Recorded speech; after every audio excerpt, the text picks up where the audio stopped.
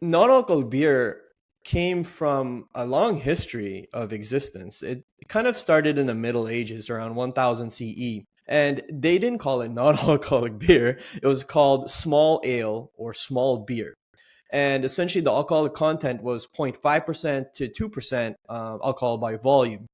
And essentially, how they got this was they just reused the grains. You know, their beer batch Hmm. they just reused the grains, and so from the primary batch, you have less and less concentration of Fermentation. alcohol. Mm. Yeah, and because of the low volume of alcohol in the Middle Ages, well, where everybody's drinking, it was kind of suitable for children because of the low alcoholic content. Child friendly. I see, I see. So they would just reuse the grain that gives it less fermentation, less alcohol. And that to me, that Correct. sounds like they're a perfect alternative to water, even though it wasn't as popular as regular beer. I like how you said water. So back in the Middle Ages, they were not exactly treating water, right? It wasn't like, oh yeah, let me go chlorinate my water off the tap. I'm able to drink it. Water was sometimes scarce, and when you got water, a lot of times it was tainted. So having beer and having this alternative small beer was a safer alternative to drinking water because of the boiling method, right?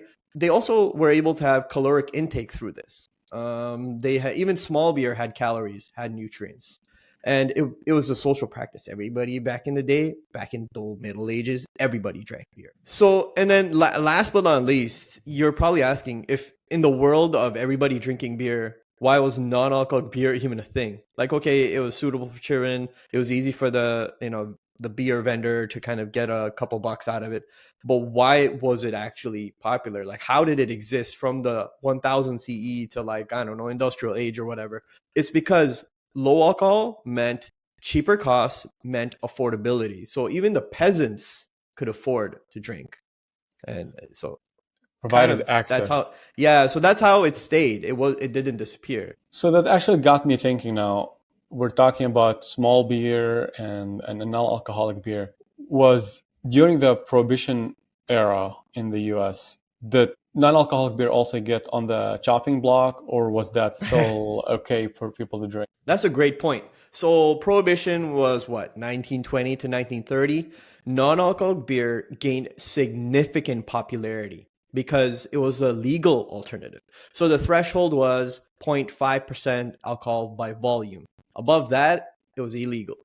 And so all these guys, all whoever could, ferment and whoever could produce, and even some of the companies that were around, they were able to grasp onto this opportunity, and the growth skyrocketed. However, once the prohibition ended, that all dipped because everyone then went back to, Back oh to the yeah, regular beer. I haven't stuff. had it in forever. For some people, didn't have it for 10 years. So then that whole dipped again, and it didn't pick up till this health trend kicked back in, which was like the 1970s, 1980s, and then non-alcoholic beer gained traction again.